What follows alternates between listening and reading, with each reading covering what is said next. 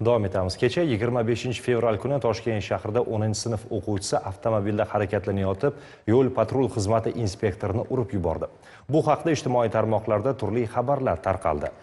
Holat yuzasidan Ichki ishlar vazirligi, Jamoat xavfsizligi departamenti yo'l harakati xavfsizlik xizmati axborot xizmati rahbari Zoir Mirzayev ma'lumot berdi.